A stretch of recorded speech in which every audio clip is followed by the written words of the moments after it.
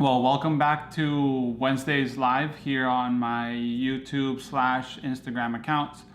Last week I didn't go online because I traveled for my basically summer holidays. I come to Miami, and I had a horrible flight coming from Bilbao to Miami. Instead of 15 hours, took me 24.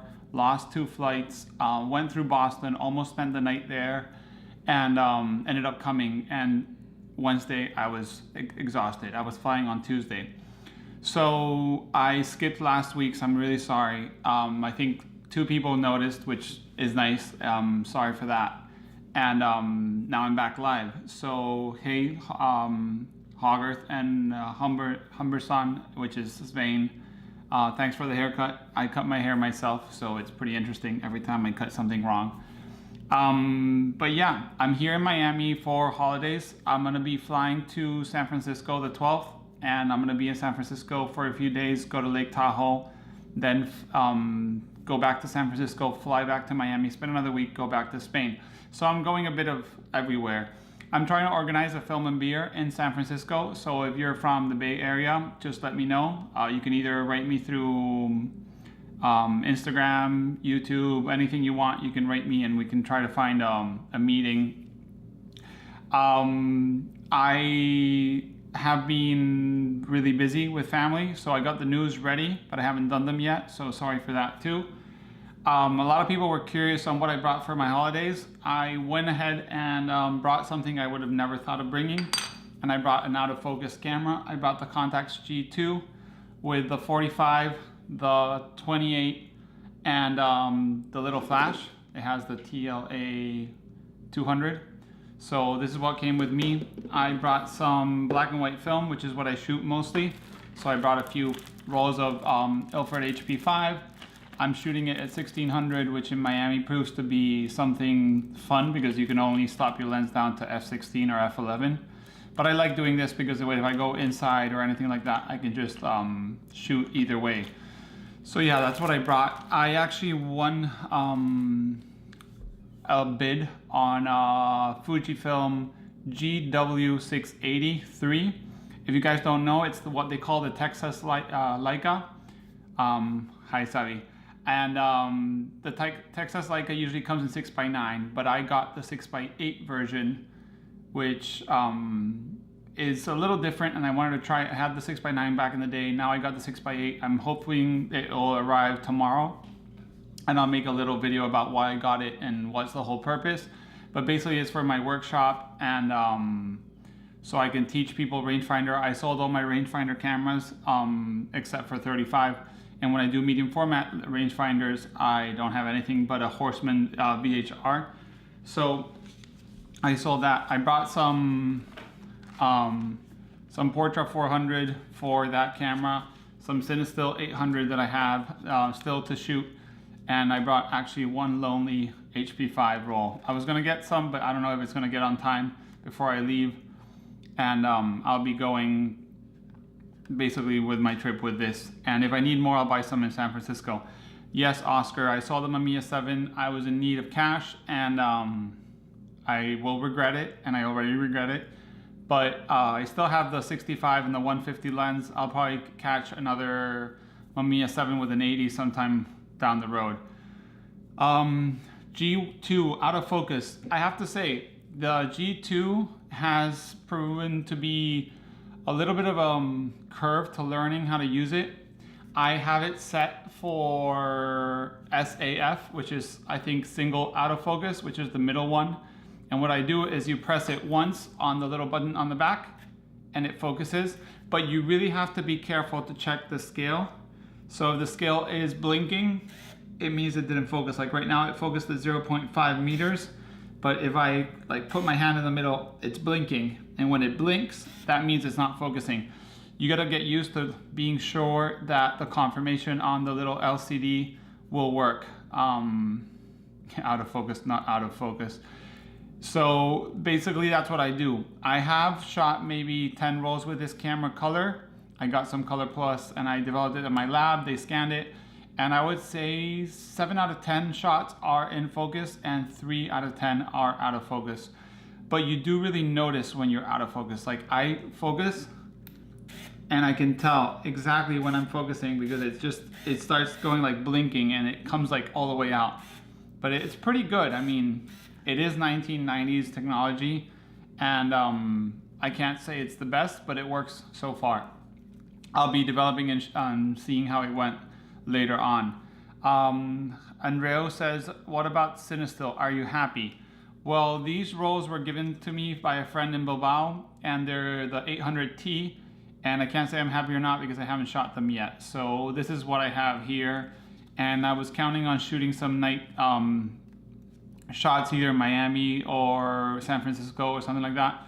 But considering that family is always in the way, not in a bad way, I might not be able to shoot it at nighttime, and I'll shoot it maybe when the sky is coming down. Something a little different, mixed lighting indoors or something like that in my San Francisco trip. So I'll let you guys know, but I haven't shot much of it. Thanks to Hallworth that's over there in the comments. He was a backer for Cinestill, and he helped me get some of the 50D before when the pre-sale came out, and I'll be shooting that soon. And I'll let you guys know how it goes. But so far, I can't say I'm happy or not with Cinestill. I do think it's interesting film, but I do think it's priced for special occasions, and I don't really shoot mixed lightings a lot, and I usually shoot black and white, so it's not a film very much for my kind of shooting. I'm not the target public for that. I have a few questions. Thank you. I will try Cinestill in large format in Hong Kong. That'd be pretty fun. Jego says, what about the Biogon 21? Lo compramos. Jego's a friend called Sergio, and he runs a thing called Cámara con Alas, which is really fun. He puts cameras on like on trips for people that are interested in shooting, and he just got a Contax G2. The 21 is probably not something I will buy for the Biogon. I mean the Biogon 21 for the Contax. I'd rather get a 21 for my Leica M2.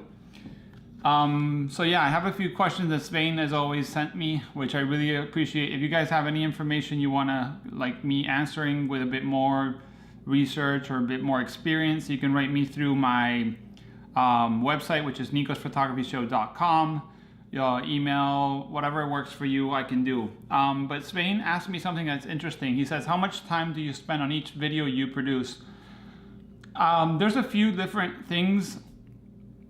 Yeah, Jego, I'm sorry that I can't mention more. It's just the Spanish site, English, but I'll mention you more. I want to interview you for my new channel. I started a Spanish YouTube channel, so if you guys want to know, you should check or write me and I'll tell you, because I still haven't really featured it, but it's there. So yeah, Svein asked me, how much time do you spend on each video you produce? And this is a very interesting question towards not photography, but maybe for the channel and YouTube. There's a lot of people doing YouTube channels nowadays. And basically, like my news, it's a Sunday I research, Monday I record. Research takes me around 2 hours. Also during the week I take screenshots of things I see on Facebook groups or social media, anything I see, YouTube, Twitter, anything like that, I'll screenshot and I'll save. The few people do send me information. It's still very much a slow process. People are getting used to sending me information, but I do appreciate it. So that takes me around 2 hours on Sunday. Monday I record, which takes me around an hour between prepping, recording, and undoing. And then Tuesday I usually edit, or Monday, and that takes me around 2 to 3 hours. So the news, let's say, take me around 5 hours to make. I do know it's a very quirky news, and I really enjoy it, and I do it because I enjoy it. I know some of you guys really enjoy it. Some people probably think it's really weird and why would I do it? But I do enjoy doing that. These live feeds take this hour plus 15 minutes setting up, 15 minutes undoing everything, and editing takes no time because I just kind of stitch together the audio and the little clip I put on the little camera, which is down here, you can't see it. So that takes around an hour online here, 20-30 minutes total, so an hour and a half. And then depending on the video, it can take me up to 4 or 5 hours, or it can take me a few minutes.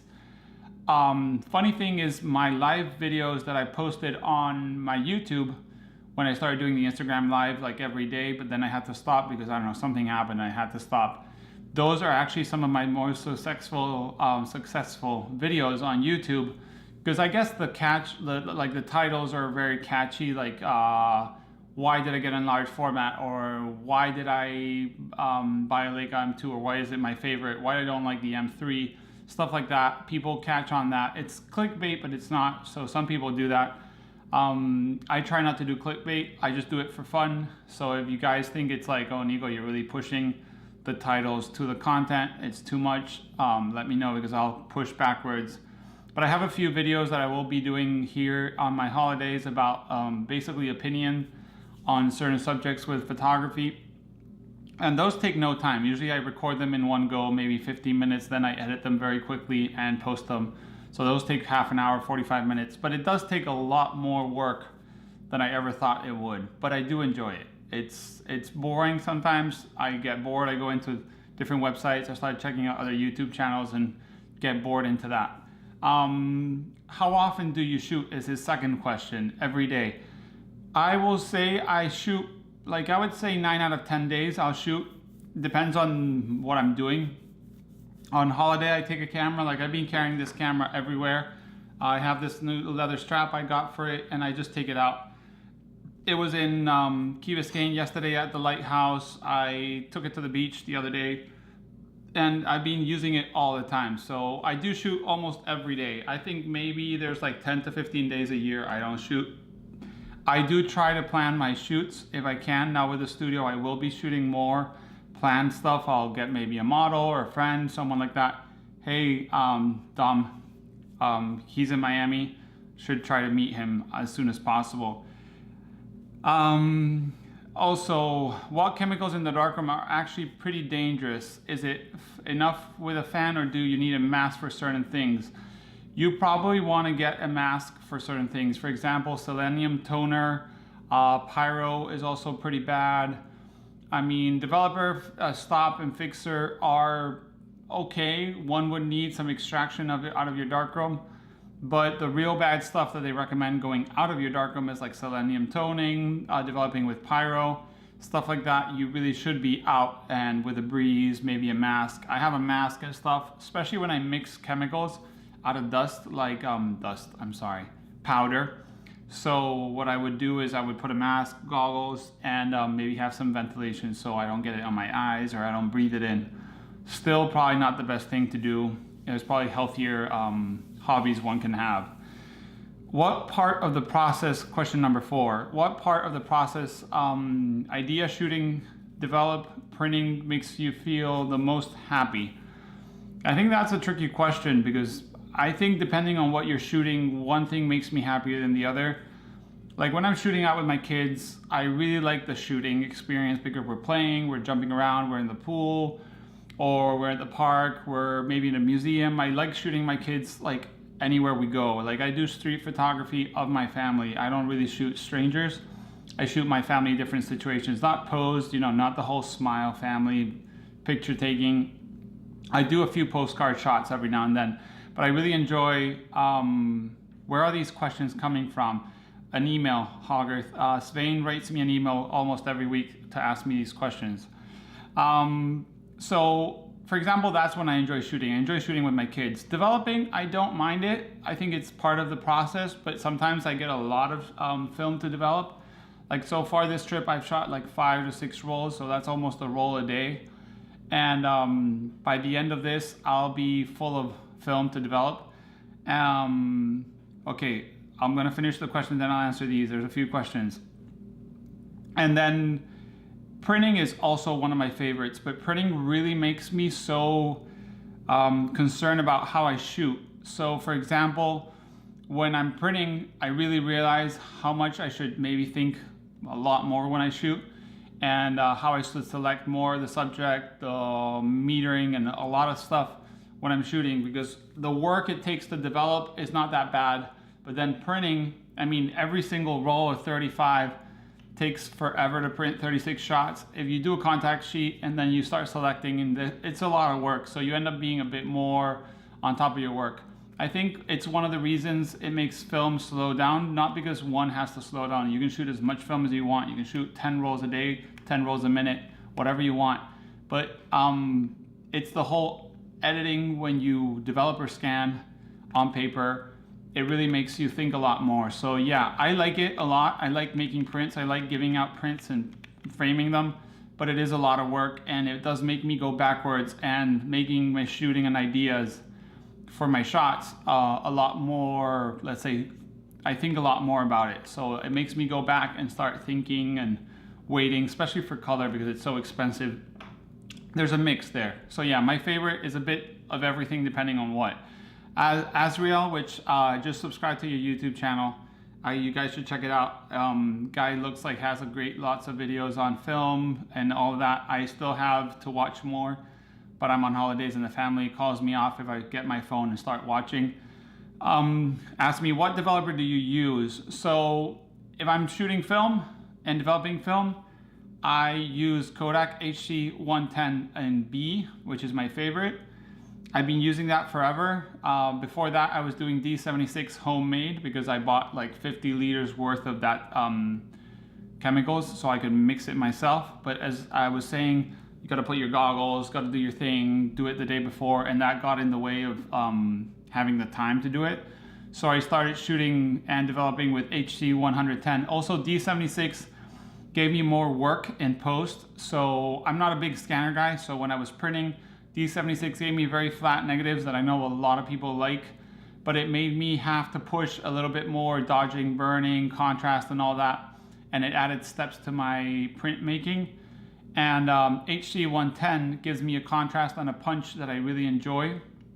So that's basically my main developer for all my film, unless I really can't find a formula. For example, I got some Ferrania P30 with me, which I'm taking on holidays. I shot one roll the other day. I was gonna make a video of it, but I have the family and I'm not gonna make a video. Maybe I'll make a video out of this other one. And this is not on their recommended developers for HC110 in B, only I think it's in 163, which I think is H. You guys might correct me. And maybe I'll go out of my comfort zone and do H for this just because they say it's what works best. I only have 5 rolls, bought 2 on my holidays, and I'm planning on shooting this in San Francisco, somewhere around there.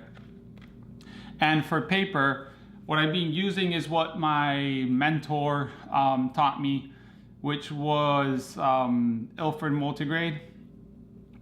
Ilford Multigrade is basically a pretty neutral developer for paper, and it's been working very well. I use Ilford warm tone fiber-based multi-contrast, multi-grade paper. Sorry, I start mixing my words with all this little descriptions.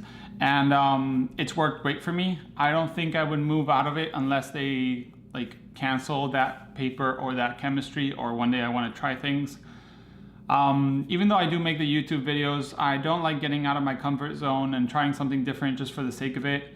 I don't think one can do a review or anything like that unless you use it for a long time. And that means a lot of shots, a lot of precious moments, and models or subjects that can be shot and maybe not be the right like developer, chemistry, paper combination, and that's a lot of opportunities one can miss. So far I'm gonna stay where I am and enjoy that, and maybe I will. Actually, Azrael has videos of, like, for example, Across 100, and he talks about it first-hand opinions, which I really enjoy. Someone saying, this is the first time I get my hands on something, this is my first view on it, instead of being like, I shot one roll, I'm gonna do a review, I know all about this emulsion. So yeah, I have the same opinion as Azrael, and I think one has to try it out and maybe get a first thoughts and then keep on going. Like, I'll make the P30 video, and it's gonna be first thoughts on P30. It can't be like, oh, extensive review of the P30. I wouldn't do this unless I shoot and print maybe 50 or 60 rolls of this. One can't judge an emulsion with one roll, 2 rolls, 5 rolls. But yeah, you can judge, but it's always gonna be very, superficial opinion. Charman says, hi Nico, I lost the camera flight to London. You always ask the same thing. I haven't lost anything and I haven't seen anything, I'm sorry. I did fly through a lot of airports on this way, and the new TSA regulation, which I will be featuring in my news, has been in, and now you have to pull out all your electronics and put it on a separate tray. I put my video camera, my little digital camera, I put my Contax G2 in a separate tray, and like I didn't pull out, like I have a Zoom recorder here, and gracias, thanks for the morenito. I've been in the sun with no cream, which is not good, and I have a lot of tan. Stuff like this I didn't pull out, and nothing happened. In the first airport in Bilbao, I didn't actually pull out any of my cameras, and they didn't say a word, but that's very small security. When I fly to San Francisco, maybe I'll try to keep my Pelican case. So I have a Pelican case, which is pretty big, and this is where I keep all my digital video and photography stuff.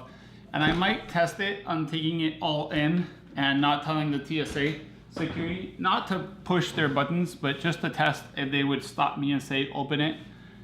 I consider if you have that much equipment in a suitcase, best thing would be to throw it through the scanner and get them to like individually swab it or whatever. But I don't know, we'll see what happens. I might make a video of an update of flying with cameras and stuff. That's also why I brought this electronic camera, not a mechanical camera. If you're only flying with a Hasselblad or something fully mechanical, I wouldn't be like a smart ass and be like, oh yeah, wait, this camera's electronic and this one's not. You shouldn't stop me, sir, because they don't care. They're, as I said on my flying with film video a few years ago, like you just want to make their work easier. You don't want to be in their way. Everyone's angry at the TSA officers, so you want to try to make it easy. So just put it in the tray, put it through. If they tell you to open the camera, just open it. If they want to see how it turns on, explain to them, undo the camera, show them, and it's pretty good. And as Dem King saying, in most cases, it's when you answer their questions, they will ask to check each item. Yeah, what I do, I mean, people always say, pull out your film and put it individually, you know, in like a transparent little bag, and you want the guys to see it. Like I take this in here and I ask for a hand check if I do, which I don't anymore because it's proven to be just, it's the same thing. So far, nothing's being screwed by x-rays. I fly with this, and when they see the box, I usually tell them, like, I usually keep my hands behind me, and I tell them, like, if you want something to be opened, let me know and I open it. And I think they like the fact that you're confident about what you have and that you're not scared to open it. So the security guy at the TSA will be like, oh yeah, just open this one. So you're like, okay, can I get it? Can I touch it? And they say yes. I always ask for permission. People here are very paranoid, and I don't want to create any problems. So I'll open it and I'll be like, you see, there's rolls. And I'll ask the officer, you want me to get any rolls? And he'll be like, oh yeah, grab this one. So I'll grab the roll, he'll swab it, he'll put it through security. I'll put my hands back in my back. And I'm telling you, just like your back, like not like this, but on your back. Just keep my hands there, and I'm like, okay, anything else? And they usually see that confidence in you and that you're not scared to show anything they want to open. Of course, if you're flying with something that can't be opened and they're like, open that, then I usually say politely, sir, I'd rather you throw it through the scanner if it's really priority that you have to open it, like necessary. And they usually are like, okay, and they throw it through the scanner, or sometimes they're all cool about it and they're like, nah, don't worry, just keep on going. But yeah, that's what I do with flying with film. But I made a video on that. If you guys want to search it, just write flying with film. I think it'll search flying. I wonder if I'm up there with film. I think I called it flying with film and paper because I've done a lot of flying with paper too. Yeah, I'm not there. Let's eat paper. If you search flying with film and paper, yeah. Traveling with film and paper, I'm like search number 6. But you guys can see those. Hogarth does fly a lot, and I don't hand check either. Those x-ray bags, I have not been using them because what I've been told is when they see that x-ray bag, they only see like a white patch, and that freaks them out, and they usually crank the intensity, which they can, to see through things, and they'll maybe make it fogged. I mean, I know Dom does fly a lot with film, and if he's had no problem, I trust him. But I do trust that at the end of the day, if you throw your film in there, it's been okay. He has been flying to third world countries and stuff like that, but Hogarth too. I mean, there's two ways. You can do X-ray bag or not. Maybe it'll work with you guys or maybe not. So far, I haven't, and it's been okay.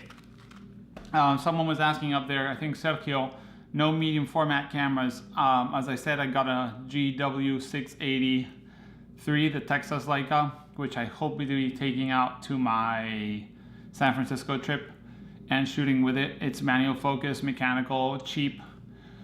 I mean, what I wanted was basically a rangefinder camera, modern, mechanical, no electronics, and pretty affordable. And with all those 4 requirements, or maybe 5, I don't know how many I said, it's the Fuji GW series. They work great, the 690, 670, 680. They're all the same body size. What does change is the size of the negative. So the 6x7, 6x7, 680 is 6.8, 6.9 is 6.9. Hola, Koska. And basically that's what it changes. I got the 680 because it was a nice middle. I've had the 6x7, I've had the 6x9, and I wanted to try something different, so I went with the 6x8. So yeah, that's what I got, a 6x8 camera. So I'll be shooting hopefully with that. Any other questions, guys? Let me know. They're just hitting the little hearts on purpose, which I do appreciate, guys.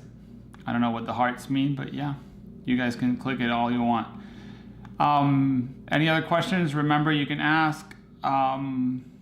Let's see, if you guys want to check the new videos channel that I made, I'll tell you right now what the name of the YouTube channel is.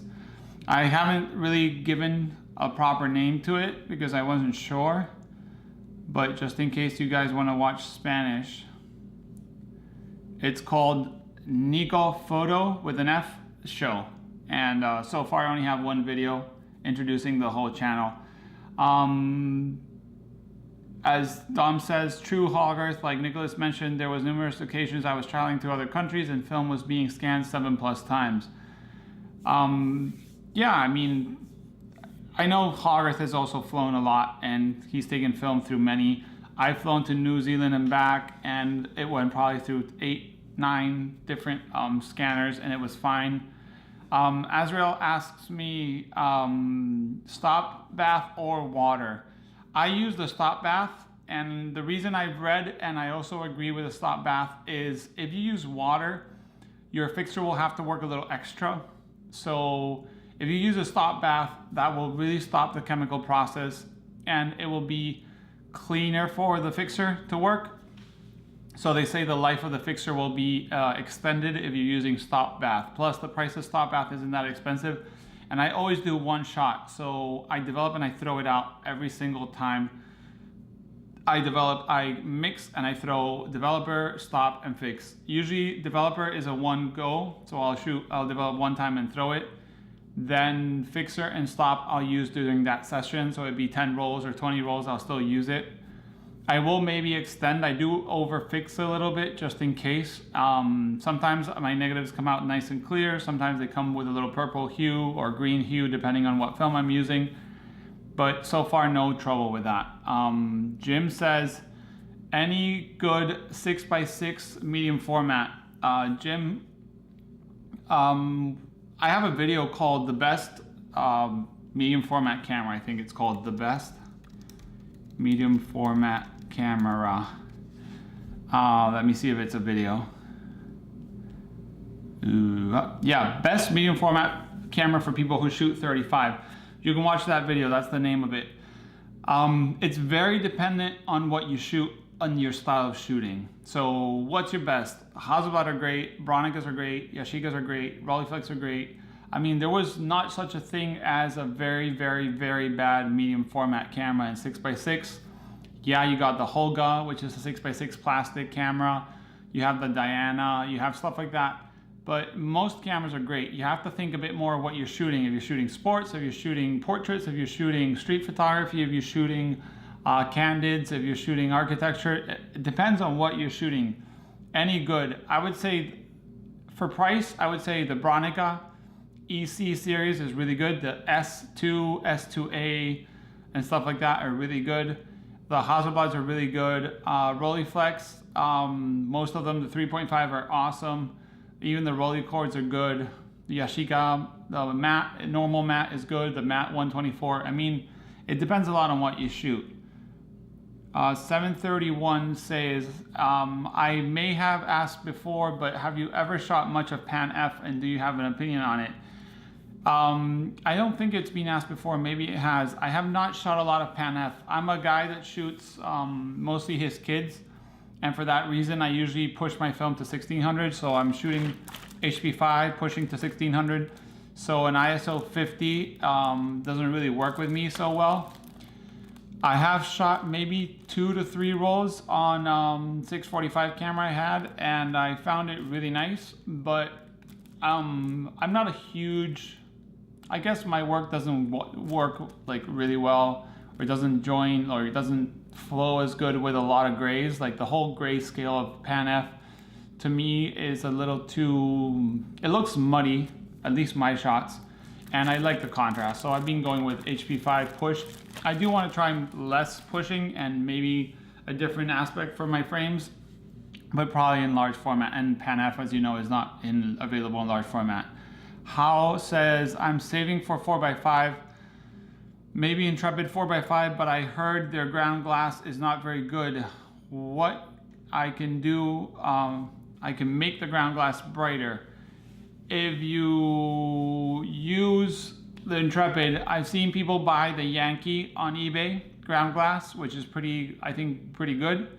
They sell it through China. I think it's EC online, something like that. Let me see, ebay.com. And they're not that expensive. I mean, considering you're buying an Intrepid, which is pretty cheap. 4x5 ground glass. Let me check it out. Oh, look, ground glass for the travel wide. Never seen that one.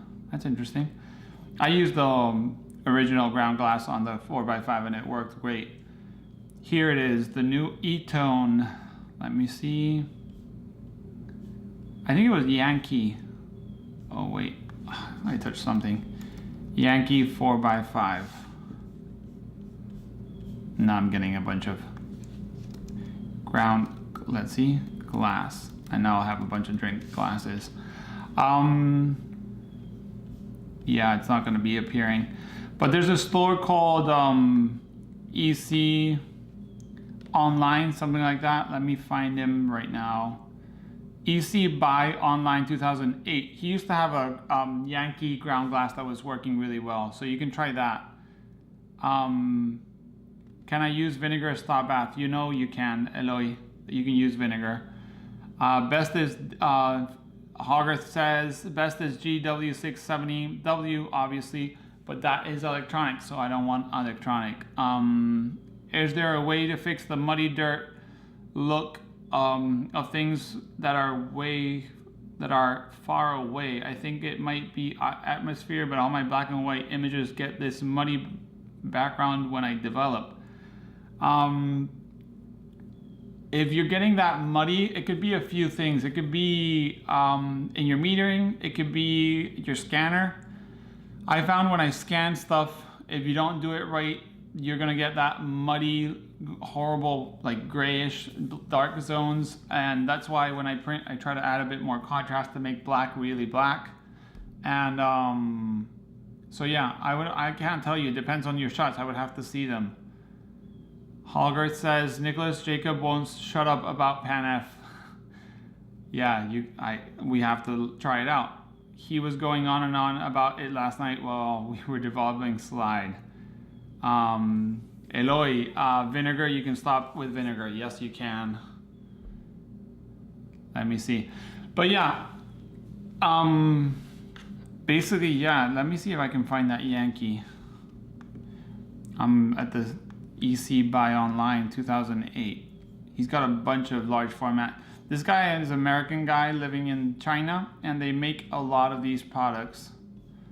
Ground glass for, there you go. It's called the new E-Tone 4x5, E as in email, Tone, ground glass focusing screen for Toyo, Horseman, Shenhao, Linhof, that's what the title says.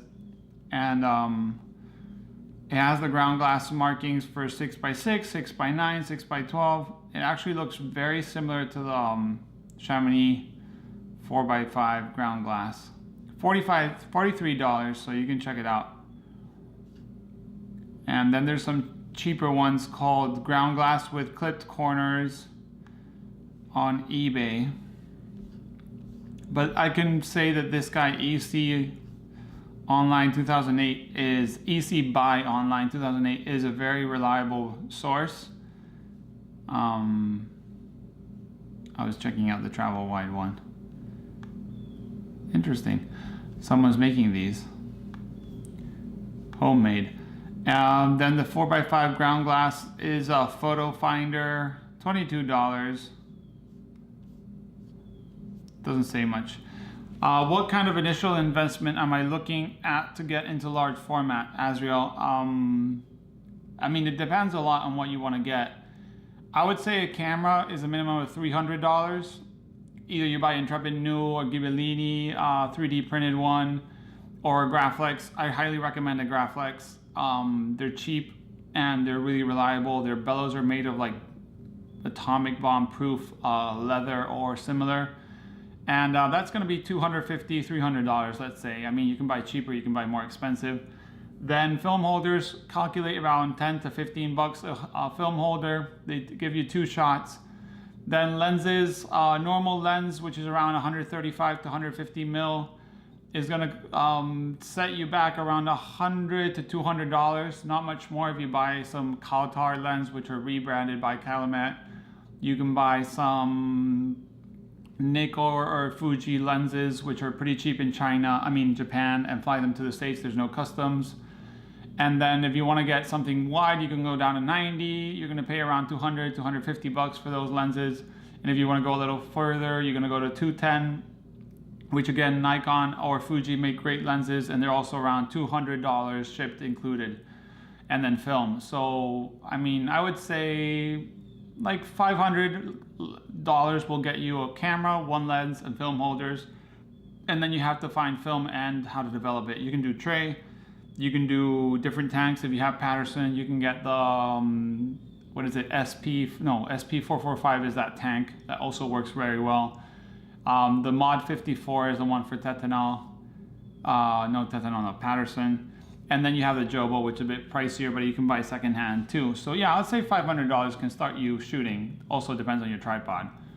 But I managed to squeeze my Graflex on a pretty cheap tripod. You can buy tripods for like $100 or maybe less. You can buy them secondhand at thrift stores for nothing. Just get one of those monster aluminum tripods and shoot. Don't be all fussy about getting carbon fiber and the best ball head and everything. If you want to really get your feet into large format cheaply, Graflex, 1 lens. Those Ektar that come with the Graflex are great. I had an Optar from Rod and Stock that was a 135 and it was awesome. It was a f4.7, I think. And then just grab like 3 film holders, which is more than enough film that you can shoot usually in an afternoon, 6 sheets. Buy some Arista or Fomapan film, whatever's cheaper and where you're located. I think Arista is the best. And start shooting. Start shooting, developing, have fun, and enjoy it. Have you tried MonaBass from New 55? I started researching it days ago. Seems a bit experimental. The MonaBass, I mean, New 55 came out with the MonaBass because it was a sub-product of their New 55 film, the peel apart instant film. I mean, the pod they have has everything in it. It's developer, stop, fix in that little pod. So when you shoot and you come in out of the rollers, that film is ready and it can see the light pretty much the moment it's being developed.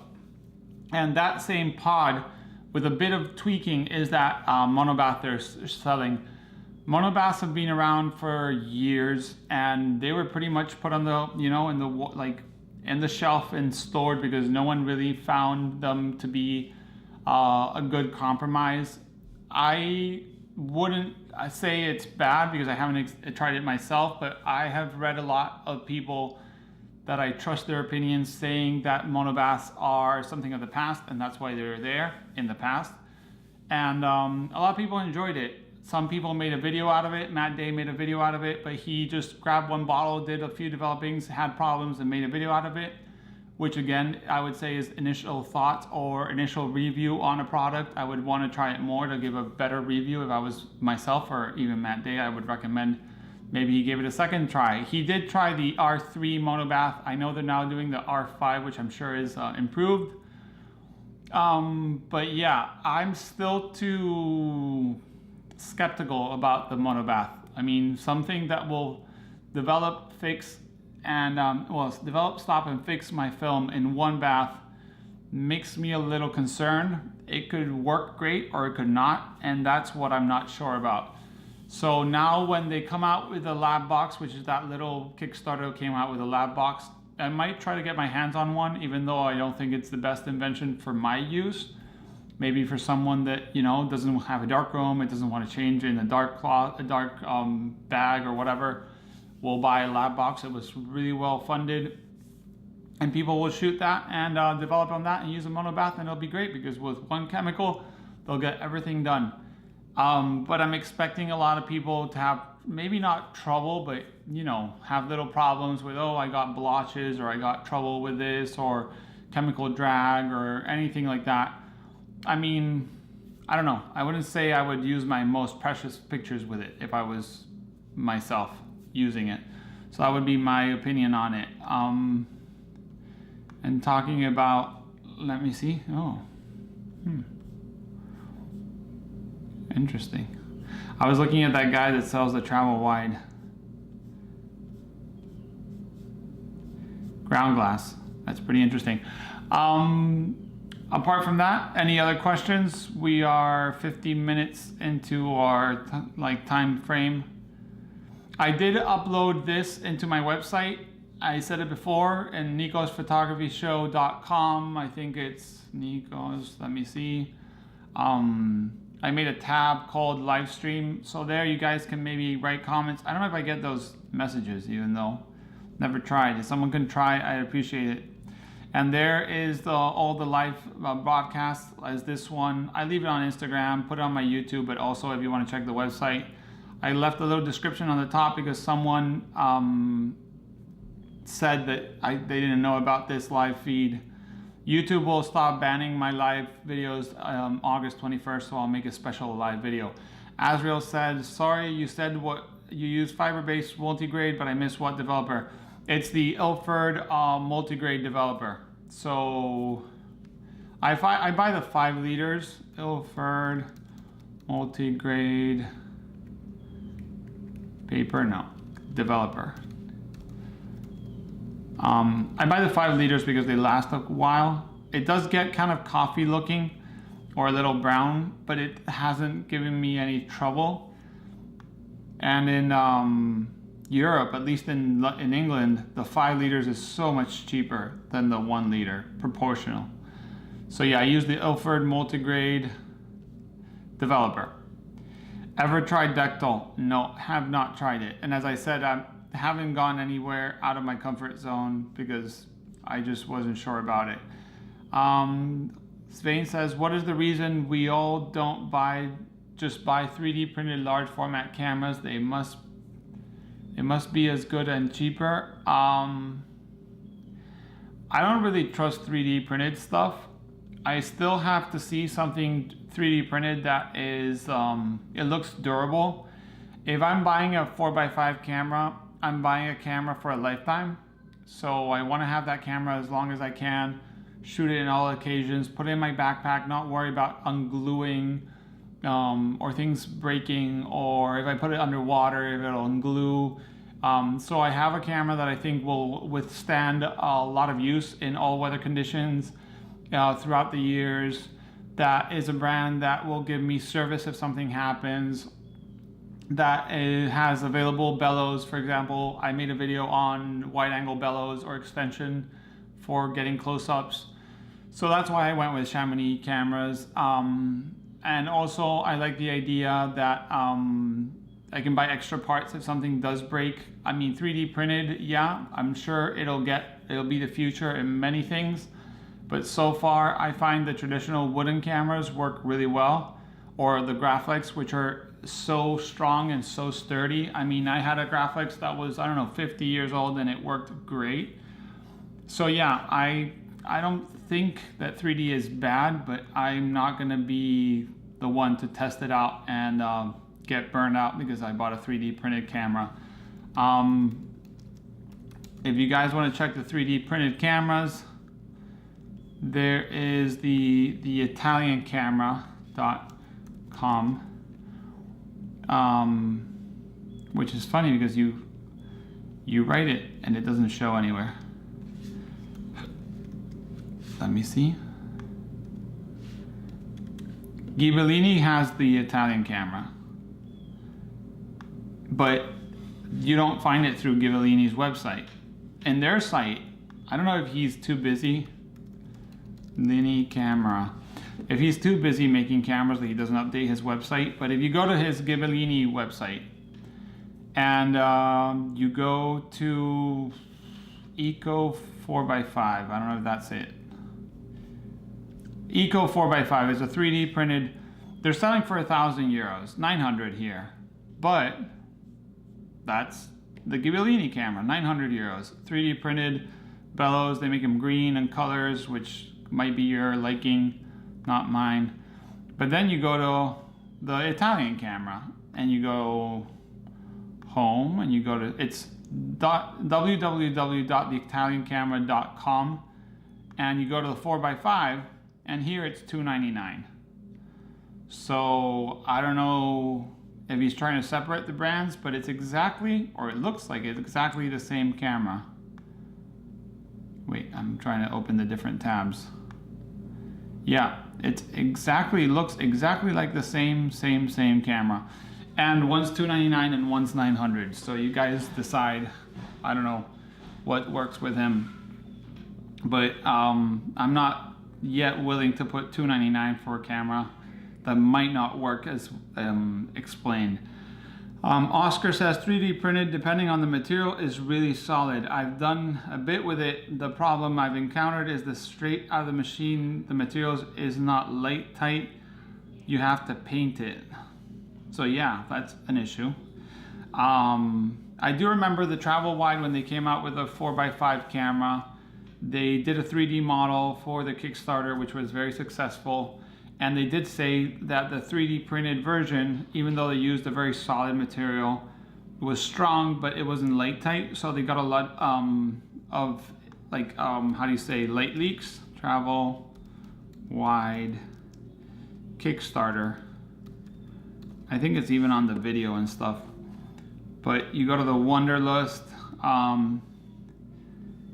No, at $299 is the price for the camera. I do know that's the full camera. It's $299 without taxes in Europe. So if you're in Europe, you're gonna have to put $299 plus VAT, which is around maybe 19% in Italy, I'm not sure.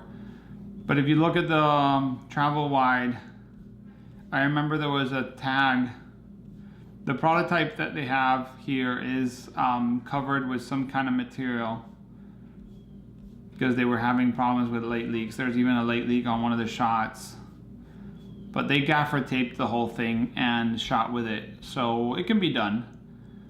But yeah, and they raised, just in case you're curious, and this camera was pretty affordable, $128,000 out of $75,000 they were going for. I know they had a ton of problems with the materials.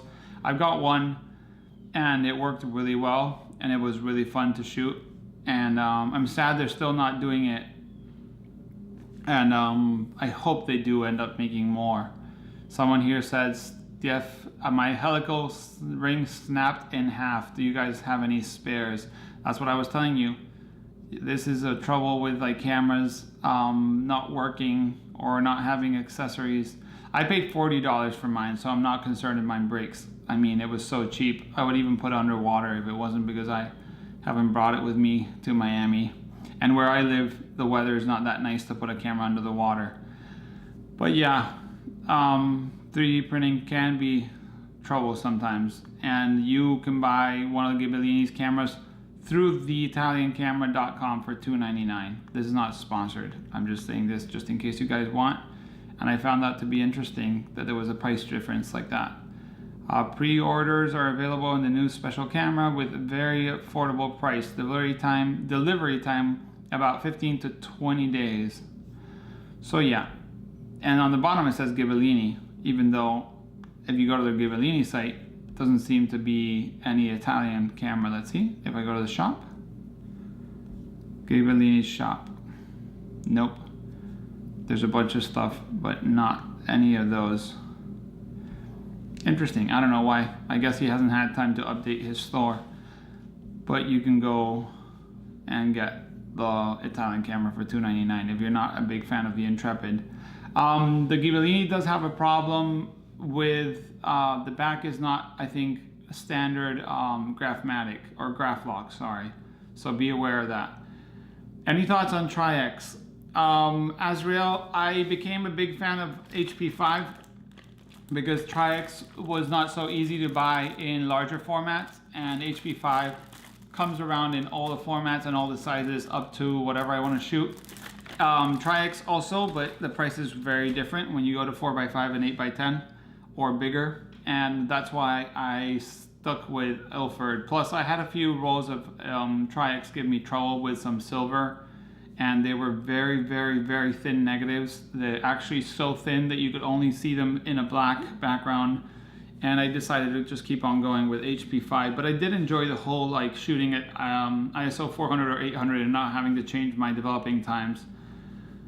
Isn't most cameras without spare parts? Yeah, most cameras don't come with spare parts. That's why when I have to choose, if I have to choose a new camera, I try to get something, if it's still being made new, something that I can get supplies from. Oscar says the great thing with 3D printing is that you could essentially have an on-demand stock of parts if anything does break, if you go totally 3D printed route.